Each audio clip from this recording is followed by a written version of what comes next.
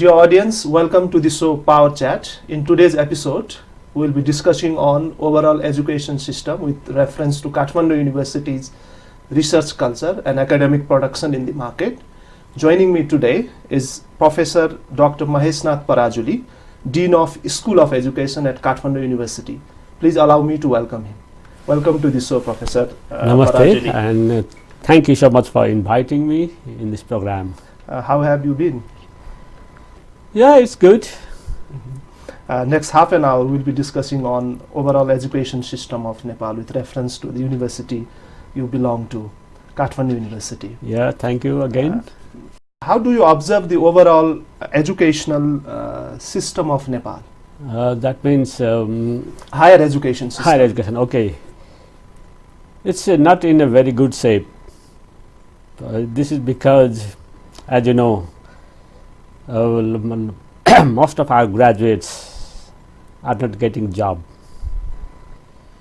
This is because our education most of our education provided by our universities are not really related with the need of the people. There are some traditional subjects. They are of course important, like economics. As you know, economics is of course a very old traditional subject, but it is still very important.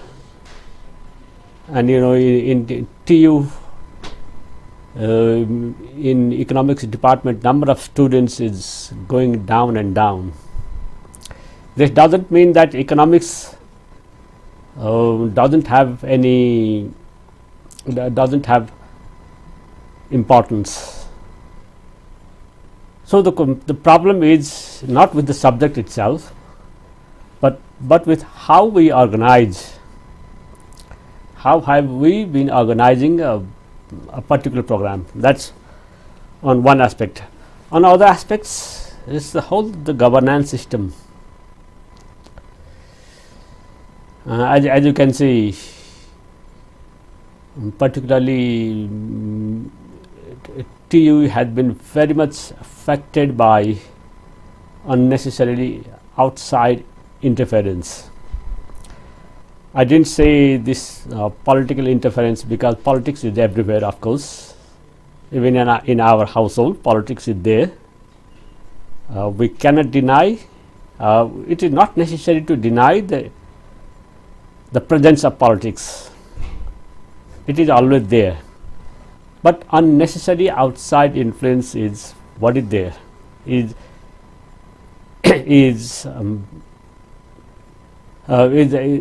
is harming, that is causing deterioration of our education system. Well, Professor Parajuli, you presented a very frustrating fact about how universities in general and the Tribhuvan University in particular fail to produce with the market demands that of their product. And you are serving at Kathmandu University as the Dean of School of Education. It's already been 1.5 years. You have been serving there as Dean. What is your impression about Kathmandu University's overall programs and market demands? Let me say something on this so-called market demand. What are universities for? It's a very big and challenging question. And many people always say our universities are not producing human resource, not preparing people that would satisfy the market need or market demand.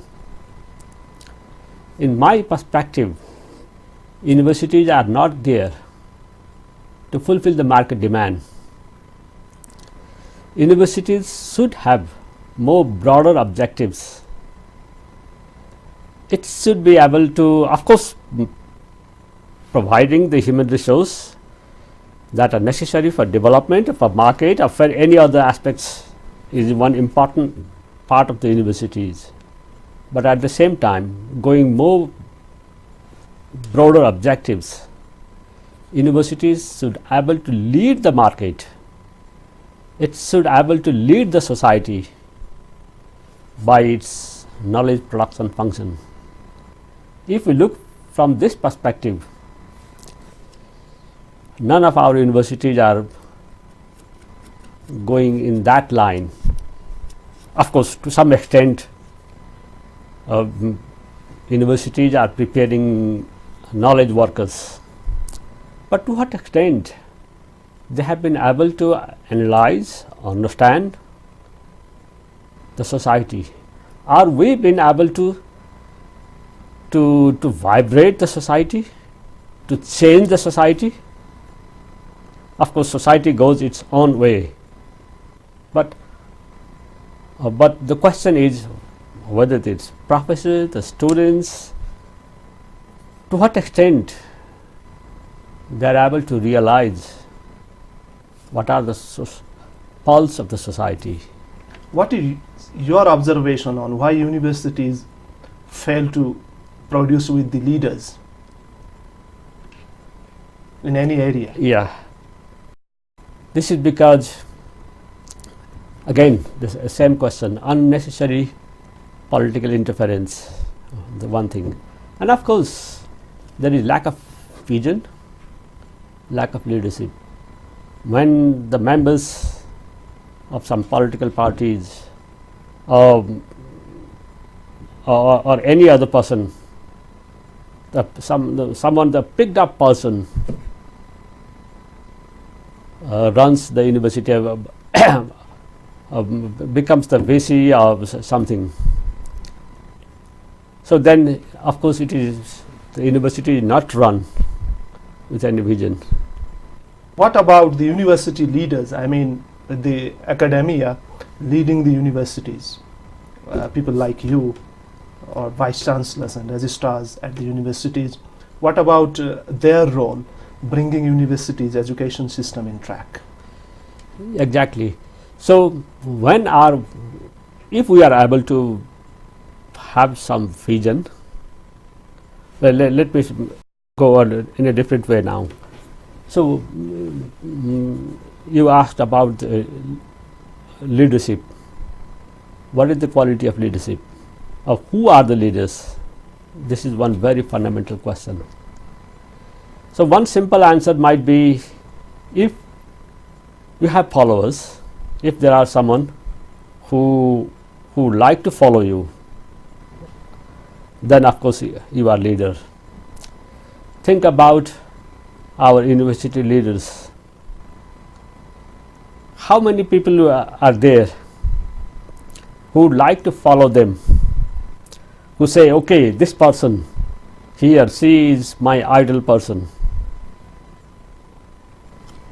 So this leadership is one, we are in the vacuum of leadership. Of course, it's again the question, whose responsibility it is to prepare or to produce the leadership. It is the societal relationship, responsibility. Unless our society doesn't create the environment, doesn't create the context to prepare the leaders, then of course expecting a good leaders is that can't be achieved. Of course, I am not saying that there are no leaders, there are no good managers. Of course there are. They are trying to work within this, they are struggling, staying within this adverse context.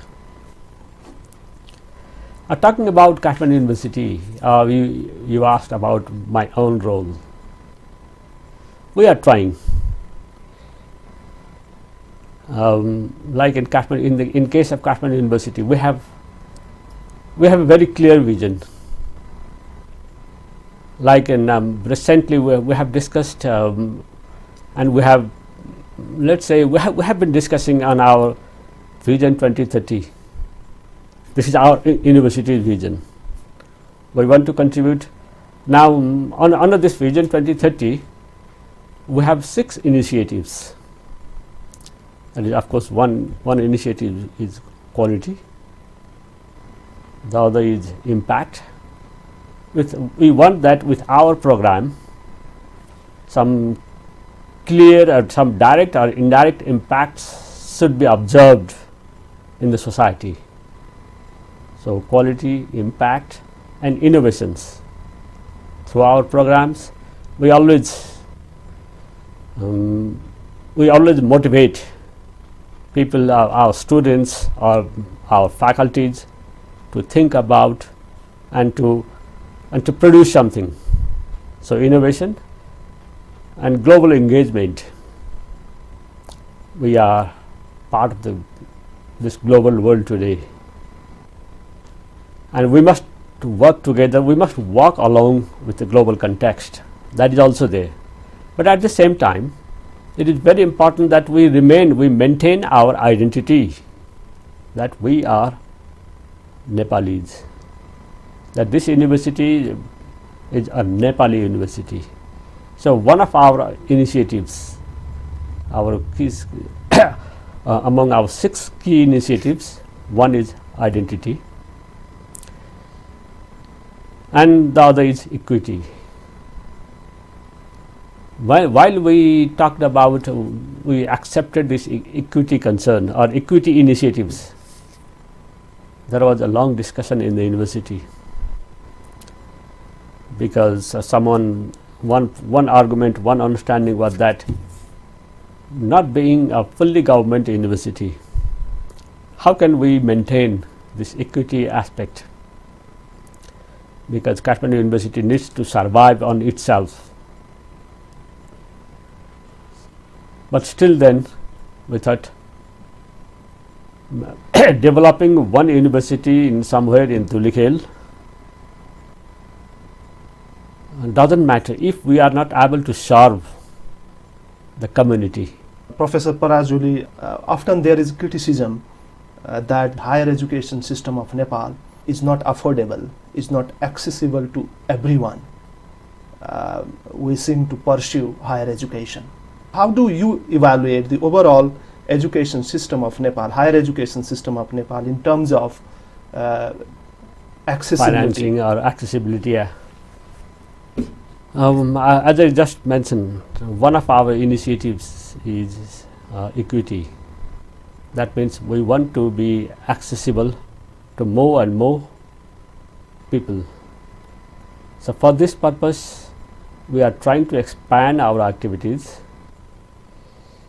Talking about School of Education, we have our programs, our master programs are now available online. So, this is one aspect, and we have outreach centers outside Kathmandu. That's one thing. Now, in a very broader general sense or general perspective, making education free, making higher education free, is it necessary? It depends upon the state policy. As you might know, there are many countries in the world where the higher education is free. The state provides all expenses related to accessing, participating in higher education. If our state also wants to do it in that way, that could be one thing. But of course, in today's Nepal, that's not possible, at least for some years to come. So, the question is now is it necessary to provide higher education to each and every person who wants to come to? Of course, this is a question that you can debate staying on either side. Or say, how can overall higher education be equitable? Exactly. This also needs to be seen from two perspectives. One thing, going from developmental perspectives. First of all, we need to assess the human resource requirement that we need for present day Nepal or for after 10 days Nepal, and then prepare a plan to supply, to prepare the human resource as per our forecast, or let's say. That's one thing. And the other thing I also mentioned at the very beginning, what higher education is. It is also for preparing people who could think of, who could give new directions to the society, not concerned or not worried about the market or what is there, what are constraints. Then we need some people, at least some people, who could think of in a very wide ways, that could innovate, that could create something and direct the society. But that's in a very broad perspective. But of course, coming to the very basic fundamental question, of course, one simple way of doing things is providing maybe scholarship. That's one thing. And the other way is reaching to them. Higher education now is stationed at some place.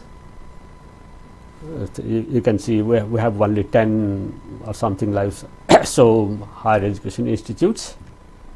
They are stationed somewhere, and of course they have campuses, colleges are spread somewhere at different places. But nevertheless, it is expected that people come to them.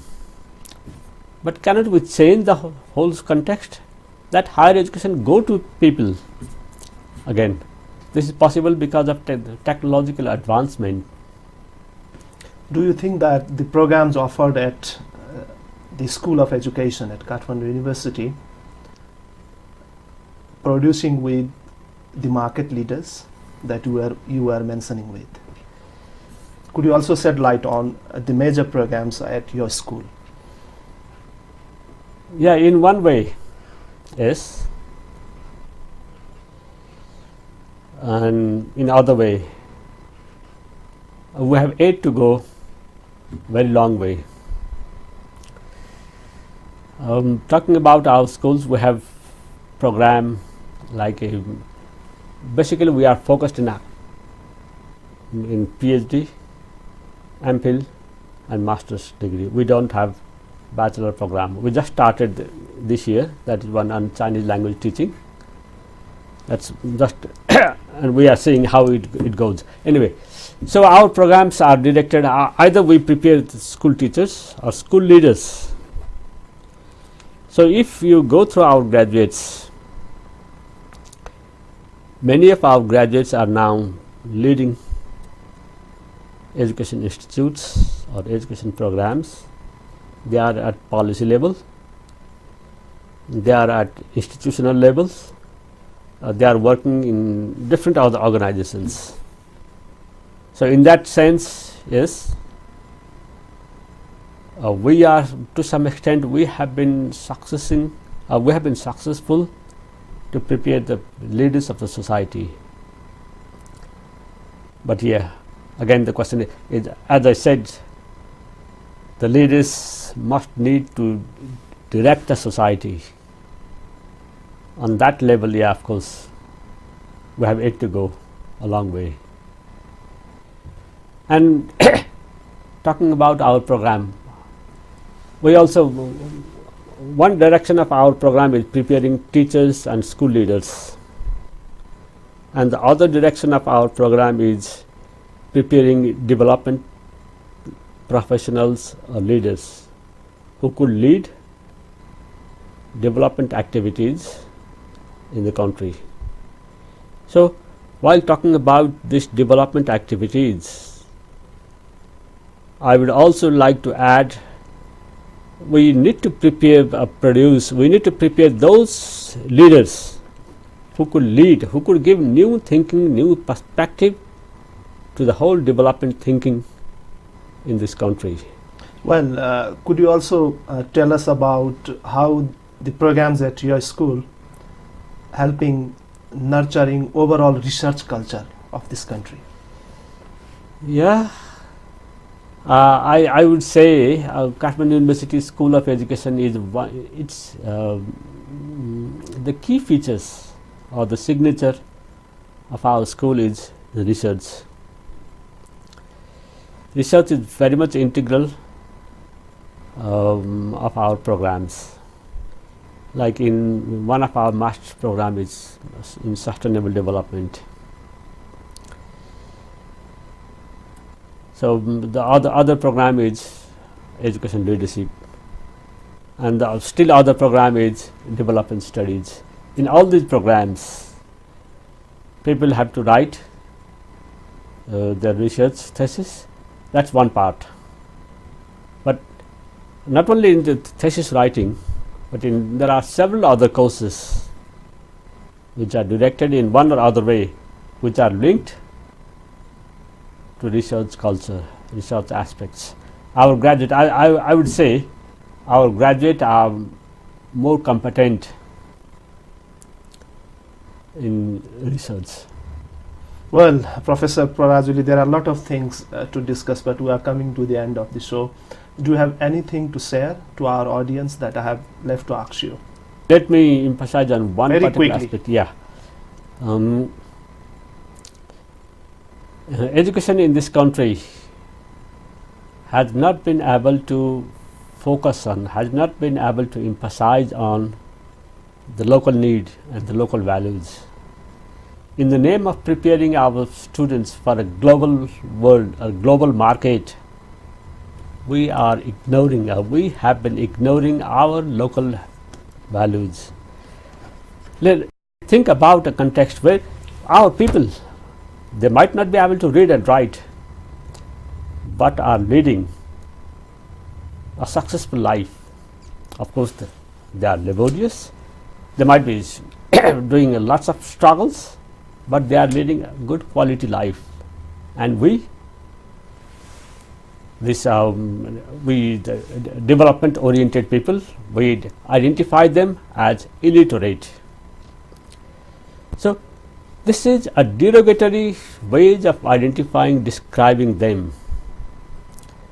Our education system, not only in Nepal, this is the world context, we are not recognizing their knowledge, their capability, and saying them, oh, they don't know anything. So we have been ignoring our knowledge heritage.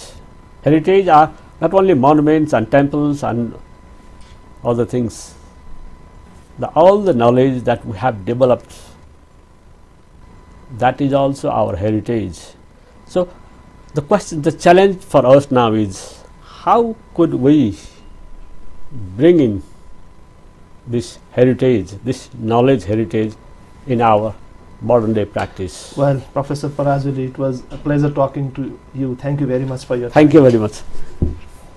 Dear audience, time now to wrap up the show. Keep watching us. See you next week. Namaste.